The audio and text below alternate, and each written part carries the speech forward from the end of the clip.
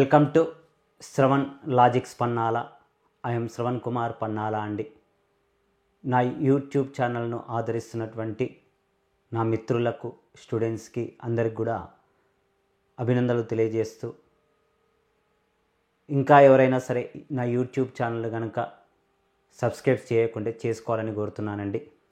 ఈరోజు మనము నేషనల్ ఇన్కమ్కి సంబంధించినటువంటి అంశాలు, అక్కడ ఇండియాకు సంబంధించినటువంటి జీడిపి,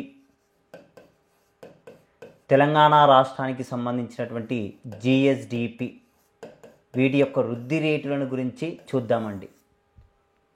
ఓకే, మరి ఇండియా గురించి చూద్దాం. మనకిది కాంగ్రెస్ ప్రభుత్వము అధికారంలోకి వచ్చిన తర్వాత కొంత డేటాను రిలీజ్ చేసింది. ఆ డేటా ప్రకారం చూసుకున్నట్లయితే 2022-23 సంవత్సరాలలో భారతదేశం యొక్క మొత్తము జీడిపి 2,72,40,712 కోట్ల రూపాయలు కలదు. లాస్ట్ ఇయర్ 2021-22 ఇయర్స్లో కనుక చూస్తే 2,34,00,000 పైగా కలదు. అంటే ఎంత శాతము వృద్ధి రేటు పెరిగిందండి అంటే 16.1% గ్రోత్ రేట్ అనేటువంటిది ఇంక్రీజెస్ అయింది. అదేవిధంగా 2020-21 సంవత్సరాల్లో 1,98,00,000 కోట్లకు పైగా కలదండి. 2019-20లో 2,01,00,000 కోట్లకు పైగా కలదు. అంటే 2020-21 ఆర్థిక సంవత్సరాల్లో ఉన్న ఆదాయం తగ్గిపోయింది. ఇది నెగిటివ్ ఇంపాక్ట్ అనేటువంటిది రుణాత్మకంగా వచ్చిందండి. మనకు నెగిటివ్ గ్రోత్ రేట్ అనేటువంటిది రావటం జరిగిందండి, రుణాత్మకం రావటం జరిగింది. ఎందుకు ఇక్కడ రుణాత్మకం రావటం జరిగిందండి అంటే కోవిడ్-19 కారణంగా, కరోనా కారణంగా భారతదేశ వృద్ధి రేటు 2020-21 సంవత్సరాల్లో నెగిటివ్ వృద్ధి రేటు వచ్చింది.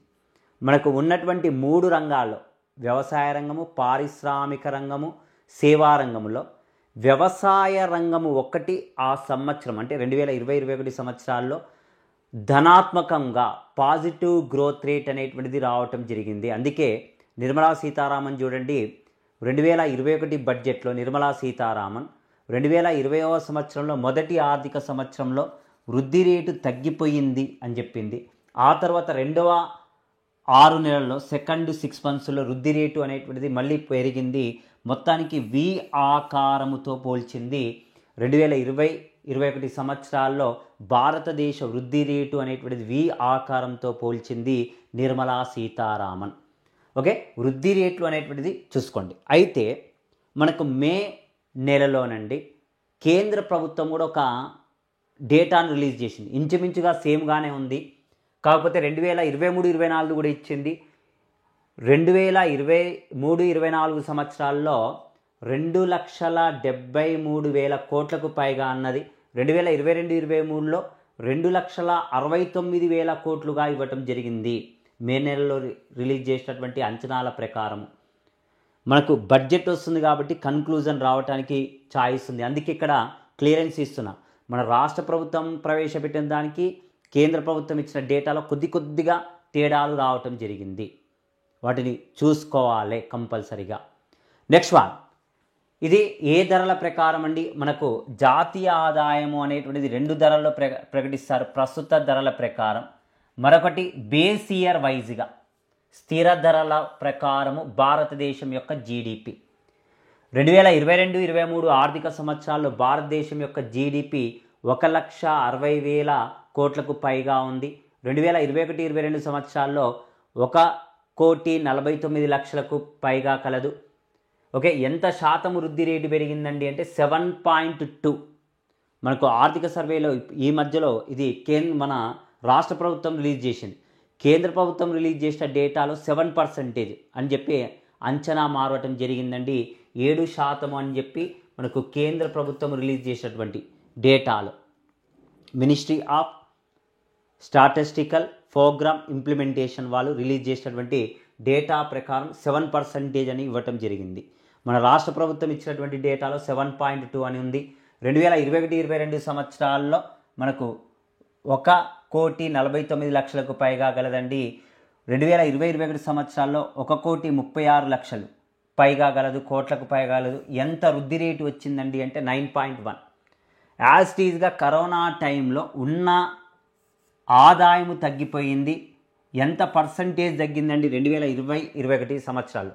2019-20 సంవత్సరాల్లో 1,45,00,000 కోట్లకు పైగా ఉంటే 2020-21 సంవత్సరాల్లో 1,36,87,118 కోట్ల రూపాయలు వచ్చింది. ఎంత పర్సంటేజ్ తగ్గిపోయిందండి అంటే -5.8% తగ్గిపోవటం జరిగింది. నెక్స్ట్ వన్, ఇది భారతదేశంలో ప్రస్తుత ధరల ప్రకారం, స్థిర ధరల ప్రకారం జీడిపి. ఇప్పుడు తలసరి ఆదాయం గురించి చూద్దాం.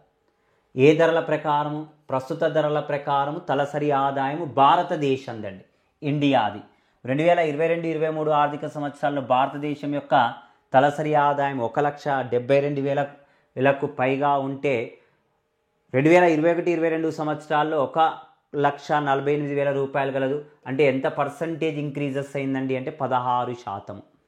అదేవిధంగా 2021-22 సంవత్సరాల్లో మనకు 1,48,000 రూపాయలకు పైగా ఉంటే 2021-21 సంవత్సరాల్లో 1,27,000కు పైగా గలదు. అంటే ఎంత శాతం వృద్ధి రేటు పెరిగిందండి అంటే 16.9. 2019-20లో 1,32,341 రూపాయలు ఉంటే 2020-21 నాటికి నెగిటివ్ వృద్ధి రేటు రావటం జరిగిందండి, రుణాత్మకం రావటం జరిగింది యాస్టీజ్గా కరోనా కారణంగా. ఇది మనకు తలసరి ఆదాయము వృద్ధి రేట్లు ఇండియాది. అదేవిధంగా ఇండియాలో స్థిర ధరల ప్రకారం చూసినట్లయితే 2022-23 ఆర్థిక సంవత్సరాల్లో తలసరి ఆదాయాన్ని కనుక చూసుకున్నట్లయితే 98,374 రూపాయలు కలదు. 2021-22లో 92,583 రూపాయలు కలదు. అంటే ఎంత శాతము పెరిగిందండి అంటే వృద్ధి రేటు 6.3% వృద్ధి రేటు అనేటువంటిది ఇంక్రీజెస్ అయింది. 2020-21 సంవత్సరాల్లో 86,054 రూపాయలు ఉంటే 2019-20లో 94,000 94,000 రూపాయలు అనేటువంటిది కలదండి. అంటే మనకి ఇక్కడ కనుక చూసుకున్నట్లయితే తగ్గింది, కరోనా కారణంగా మనకు తగ్గటం జరిగిందండి. ఎంత పర్సంటేజ్ తగ్గిందండి అంటే -8.9% తగ్గడం జరిగింది కరోనా కారణంగా. ఇది స్థిర ధరల ప్రకారం. ఓకే, ప్రస్తుత ధరలు, స్థిర ధరలు. ఇప్పుడు తెలంగాణ రాష్ట్రం గురించి చూద్దాం. తెలంగాణ రాష్ట్ర జిఎస్డిపి. తెలంగాణ రాష్ట్ర జిఎస్డిపిని లెక్కిస్తుంది ఎవరండి? భారతదేశంలో జాతీయ ఆదాయాన్ని లెక్కిస్తుంది ప్రస్తుతానికి ఎన్ఎస్ఓ, నేషనల్ స్టాటిస్టికల్ ఆఫీసు. మరి తెలంగాణ రాష్ట్రంలో రాష్ట్ర జిఎస్డిపి తలసరి ఆదాయం, తెలంగాణ రాష్ట్ర తలసరి ఆదాయాన్ని లెక్కిస్తుంది directorate of economics statistics survey వాళ్ళండి. డైరెక్టరేట్ ఆఫ్ ఎకనామిక్స్ స్టాటిస్టిక్స్ వాళ్ళు లెక్కించడం జరుగుతుంది. ఓకే, మరి చూసినట్లయితే తెలంగాణలో 2022-23 సంవత్సరాల్లో మొత్తము జిఎస్డిపి 13,13,391 కోట్ల రూపాయలు గలదు. 2021-22లో 11,28,907 కోట్ల రూపాయలు కలదు. అంటే దాదాపుగా 2 లక్షల కోట్లకు పైగా పెరిగింది. ఎంత పర్సంటేజ్ ఇంక్రీజెస్ అయిందండి అంటే 16.3%, 16.3% పెరిగింది. 2020-21 సంవత్సరాల్లో 9,42,814 కోట్ల రూపాయలు ఉంటే 2019-20 సంవత్సరాల్లో 9,50,090 కోట్ల రూపాయలు కలదు. అంటే నెగిటివ్ గ్రోత్ రేట్ వచ్చిందండి, ఉన్న ఆదాయం కంటే కూడా తగ్గిపోయింది జిఎస్డిపి. ఓకే, చూడండి ప్రస్తుత ధరల ప్రకారం అండి 13,13,000 కోట్ల రూపాయలు కలదు 2022-23 సంవత్సరాలు. అదే స్థిర ధరల ప్రకారం అయితే బేస్ ఇయర్ వైజ్గా చూసుకున్నట్లయితే 2011-12లో ఏ సంవత్సరంలోనండి అంటే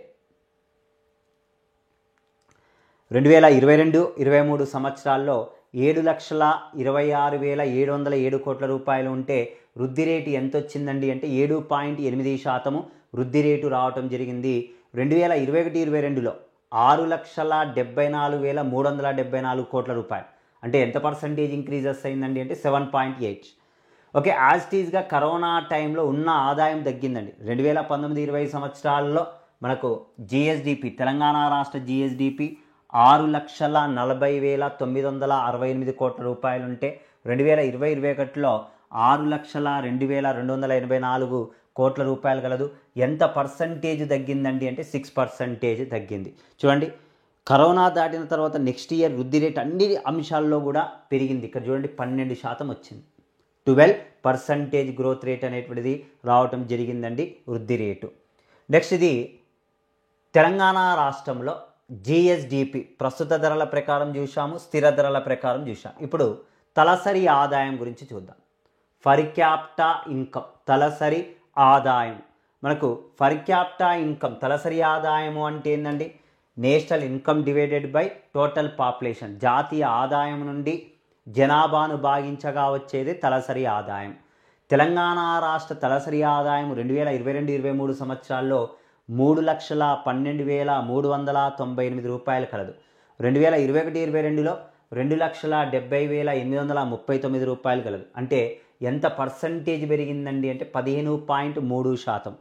భారతదేశంలో తలసరి ఆదాయ వృద్ధి రేటు కంటే ఇండియా వృద్ధి రేటు తక్కువ, మన తెలంగాణ రాష్ట్ర వృద్ధి రేటు తక్కువగా వచ్చింది. స్టూడెంట్స్ చూడండి 15.3 వచ్చింది. అదే ఇండియాది కనుక చూసుకున్నట్లయితే, భారతదేశంలో కనుక చూసినట్లయితే 16% వచ్చింది, 16%. తెలంగాణది ఎంత వచ్చిందండి అంటే 15.3% వచ్చింది. ఇలా పోలుస్తూ కూడా అడుగుతాడండి మనకు ప్రశ్నలు. Okay, next one. మనకు 2020-21 సంవత్సరాల్లో 2,25,663 రూపాయలు ఉంది. అంటే ఎంత పర్సంటేజ్ ఇంక్రీజెస్ అయ్యిందండి అంటే 2,70,000 పైగా పెరిగింది. అంటే 20% ఇంక్రీజెస్ అయింది. 2020-21 సంవత్సరాల్లో 2,25,000 రూపాయలు ఉండే 2019-20 సంవత్సరాల్లో కనుక చూసుకున్నట్లయితే 2,31,326 రూపాయలు కలదు. ఎంత తగ్గిపోయిందండి అంటే కరోనా కారణంగా -2.4% గ్రోత్ రేట్ అనేటువంటిది తగ్గిపోయినట్లుగా చూడవచ్చు. ఓకే, నెక్స్ట్ వన్ అండి. ఇది స్థిర ధరల ప్రకారం కనుక చూసుకున్నట్లయితే 2022-23 ఆర్థిక సంవత్సరాల్లో 1,69,000 రూపాయలకు పైగా ఆదాయం కలిగి ఉంది. 2021-22 సంవత్సరాల్లో 1,58,202 రూపాయలు కలదు. అంటే ఎంత పర్సంటేజ్ ఇంక్రీజెస్ అయిందండి అంటే 6.8% గ్రోత్ రేట్ అనేటువంటిది పెరిగింది. యాజ్ టీజ్గా కరోనా టైంలో నెగిటివ్ వచ్చిందండి. కరోనా టైంలో నెగిటివ్ గ్రోత్ రేట్ అనేటువంటిది రావటం జరిగింది. 2019-20 సంవత్సరాల్లో 1,53,286 రూపాయలు ఉంటే 1,40,703 రూపాయలకు తగ్గింది. ఎంత పర్సంటేజ్ తగ్గిందండి అంటే 8.2% రుణాత్మక వృద్ధి రేటు, గ్రోత్ రేట్ అనేటువంటిది రావటం జరిగింది. Next one. మనకు జిడిడిపి తెలంగాణ రాష్ట్రంలో ప్రస్తుత ధరల ప్రకారము, స్థిర ధరల ప్రకారం రెండిటి వైజ్గా, ప్రస్తుత ధరలు మరియు స్థిర ధరలు రెండిటి ప్రకారం అండి డేటా పక్కకు పెట్టండి. అత్యధికంగా ఉన్నటువంటి 3 జిల్లాలు కనుక చూసుకున్నట్లయితే జిడిడిపి, గ్రాస్ డిస్ట్రిక్ట్ డొమెస్టిక్ ప్రొడక్ట్, స్థూల జిల్లా దేశీయ ఉత్పత్తి. ఒక జిల్లాలో 3 రంగాల నుండి వచ్చిన మొత్తము ఆదాయాన్ని జిడిడిపి అంటారు. మరి ఈ జిడిడిపి తెలంగాణలో ఏ జిల్లాలో అత్యధికంగా ఉందండి అంటే Rangareddy, second place Hyderabad, third place Medchal Malkajgiri. ప్రస్తుత ధరల ప్రకారం, స్థిర ధరల ప్రకారం కూడా సేమ్ వచ్చింది, సిమిలర్గా, నో టెన్షన్. అతి తక్కువగా ఉంది ఏదండి అంటే last places Mulugu, Komaram Bheem, Asifabad, next Narayanpet అనేటువంటి 3 జిల్లాలు కూడా చివరి స్థానాల్లో ఉంది. ఇది జిడిడిపి పరంగా ప్రస్తుత ధరలు, స్థిర ధరల ప్రకారం. అదేవిధంగా తలసరి ఆదాయ పరంగా చూసుకున్నట్లయితే తెలంగాణ రాష్ట్రంలో తలసరి ఆదాయం అత్యధికంగా ఉంది. Current prices and constant prices ప్రకారం అత్యధికంగా ఉంది రంగారెడ్డి, హైదరాబాదు, సంగారెడ్డి. 3 జిల్లాలు సిమిలర్గా వచ్చాయి ప్రస్తుత ధరలు, స్థిర ధరలు.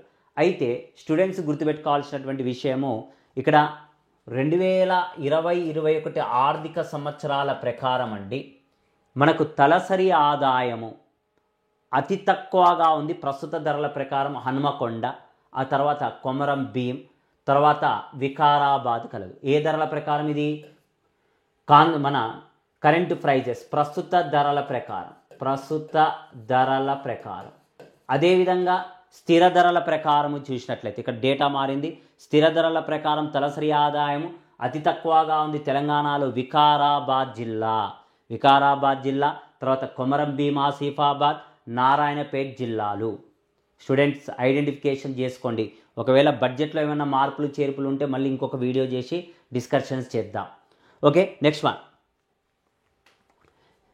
తెలంగాణ రాష్ట్రంలో రంగాల వారీగా వచ్చినటువంటి రాబడి మనకు ప్రాథమిక రంగము, ద్వితీయ రంగము, తృతీయ రంగము ప్రస్తుత ధరల ప్రకారం ఎంత అమౌంట్ వచ్చిందని ఇచ్చాను. 2021-22 సంవత్సరాల్లో 2,10,402 కోట్ల రూపాయలు రావటం జరిగింది. అదే 2022-23 సంవత్సరాల్లో కనుక చూసుకున్నట్లయితే 2,40,271 కోట్ల రూపాయలు వచ్చింది. ద్వితీయ రంగం ద్వారా 1,89,727 కోట్ల రూపాయలు వచ్చింది. 2022-23 సంవత్సరాల్లో 2,10,494 కోట్ల రూపాయలు రావటం జరిగింది. తృతీయ రంగం ద్వారా 6,33,194 కోట్ల రూపాయలు వచ్చింది. మరి 2022-23 ఆర్థిక సంవత్సరాల్లో 7,63,358 కోట్ల రూపాయలు రావటం జరిగింది. అత్యధికము మనకు చూసినట్లయితే మనకు మొత్తము 13,13,000 రూపాయలు అని చెప్పాను. సార్ ఇదంతా గుర్తు అంత రావటం లేదు కదా అంటే కొంత పన్నుల రాబడి అనేటువంటిది యాడ్ చేయలేదు ఇందులో, ఈ డేటాలో నేను. ఓకే, పన్నుల రాబడిని కూడా కలుపుకుంటే వచ్చేది మొత్తము మనకు ఆదాయాన్ని కనుక చూసుకున్నట్లయితే మొత్తము ఆదాయం ఎంత వస్తుందండి అంటే తెలంగాణ 13,13,391 కోట్ల రూపాయలు రావటం జరుగుతుంది. ఏ ఇయర్లో? 2022-23లో. అదే 11 లక్షలకు పైగా వచ్చినటువంటి ఇయర్ ఎప్పుడండి అంటే 2021-22 ఆర్థిక సంవత్సరాల్లో రావటం జరుగుతుంది. ఇక్కడ ఎందుకు మనకు పన్నుల యొక్క రాబడిని కూడా యాడ్ చేస్తే అప్పుడు మనకు కరెక్ట్గా అయ్యేది లెక్క. నెక్స్ట్ మరొకటి స్థిర ధరల ప్రకారం సేమ్ ప్రాథమిక రంగము, ద్వితీయ రంగము, తృతీయ రంగం చూసినట్లయితే తృతీయ రంగం యొక్క వాటానే ఎక్కువగా ఉంది స్థిర ధరల ప్రకారం కూడా. ప్రాథమిక రంగం ద్వారా 2021-22 సంవత్సరాల్లో 1,07,428 కోట్ల రూపాయలు రావటం జరిగింది. 2022-23 ఆర్థిక సంవత్సరాల్లో 1,15,000 కోట్లకు పైగా రాబడి రావటం జరిగింది. ద్వితీయ రంగం ద్వారా 2021-22 ఆర్థిక సంవత్సరాల్లో 1,36,922 కోట్ల రూపాయలు రావటం జరిగింది. అదేవిధంగా 2022-23 ఆర్థిక సంవత్సరంలో ద్వితీయ రంగం ద్వారా 1,41,668 కోట్ల రూపాయలు రావటం జరిగింది. తృతీయ రంగం ద్వారా 3,65,665 కోట్ల రూపాయలు రావటం జరిగింది. తృతీయ రంగం ద్వారా 2022-23 సంవత్సరాల్లో 4,05,306 కోట్ల రూపాయలు రావటం జరిగింది. ఇక్కడ చూసినట్లయితే ప్రస్తుత ధరలైన స్థిర ధరలైన తెలంగాణలో అత్యధికంగా రాబడి దేని ద్వారా వస్తుందండి అంటే మనకు సేవా రంగం ద్వారా, తృతీయ రంగం ద్వారా అత్యధిక రాబడి అనేటువంటిది రావటం జరుగుతుంది. ఇక్కడ వేషం చూడండి. ప్రాథమిక రంగం ద్వారా తెలంగాణలో 2021-22 ఆర్థిక సంవత్సరాల్లో ఎంత రాబడి వచ్చిందండి అంటే 20.4% అయితే 2022-23 ఆర్థిక సంవత్సరాల్లో 19.8% రాబడి వచ్చింది.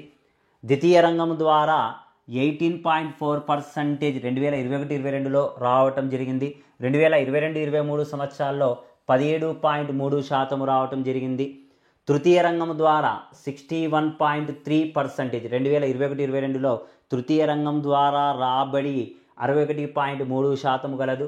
2022-23 ఆర్థిక సంవత్సరాల్లో 62.9% అనేటువంటిది రాబడి అనేటువంటిది వచ్చిందండి మనకు 2022-23 ఆర్థిక సంవత్సరం. ఇక్కడ చూస్తే ఈ డేటాను కనుక చూస్తే తెలంగాణలో అత్యధికంగా రాబడి దేని ద్వారా వస్తుందండి అంటే సేవా రంగము లేదా తృతీయ రంగం ద్వారా వస్తుంది.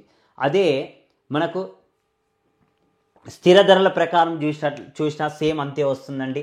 ఇక్కడ 2021-22లో ప్రాథమిక రంగం ద్వారా 17.6, 17.4% 2022-23 ఆర్థిక సంవత్సరాల్లో వచ్చింది. ద్వితీయ రంగం ద్వారా 22.4% 2021-22లో రావటం జరిగింది. 2022-23లో 21.4%. అత్యధికంగా తృతీయ రంగం ద్వారా 59.9, అంటే ఆల్మోస్ట్ 60% వచ్చింది. ఇక్కడ 61.2% వచ్చింది 2022-23 ఆర్థిక సంవత్సరాల్లో. మరి తెలంగాణలోను ఇండియాలోను వ్యవసాయ రంగం 2020-21 ఆర్థిక సంవత్సరాల్లో వ్యవసాయ రంగము మీద ఆధారపడుతున్నటువంటి వాళ్ళు పర్సంటేజ్ ఎంత ఉందండి అంటే 46.5%. ఇండియాలో, తెలంగాణలో 45.8% కలదు. అంటే ఇక్కడ చూడండి, ఇండియాలోను తెలంగాణలోను అత్యధికంగా దేని మీద ఆధారపడుతున్నామండి అంటే మనము వ్యవసాయ రంగం ద్వారానే మనకు ఎక్కువ మందికి ఉపాధిని అందిస్తుంది. అదే జాతీయ ఆదాయంలో ఎక్కువ ఆదాయం వస్తుంది ఏదండి అంటే సేవా రంగంలో. నెక్స్ట్ పారిశ్రామిక రంగం యొక్క వాటాను కనుక చూసుకున్నట్లయితే ఉపాధి పరంగా చూసుకున్నట్లయితే ఉపాధిలో వాటా 23.9% వచ్చింది, తెలంగాణలో 21%. సేవా రంగము ద్వారా ఉపాధి పొందుతున్నటువంటి వారు ఇండియాలో 29.6% గలదు. మరి తెలంగాణ వాటా ఎంత పర్సంటేజ్ ఉందండి ఉపాధి పొందుతున్నటువంటి వాళ్ళు అంటే 33.2% కలరు. 33.2% అనేటువంటిది కలదండి. ఇది మనకు అత్యధికంగా ఉపాధి పొందుతున్నటువంటి వారి పరంగా చూసినట్లయితే. ఇది ఈరోజు క్లాస్ అండి, యూట్యూబ్ క్లాసెస్. నెక్స్ట్ వీడియోలో మరొక అంశాన్ని గురించి డిస్కషన్స్ చేద్దాం.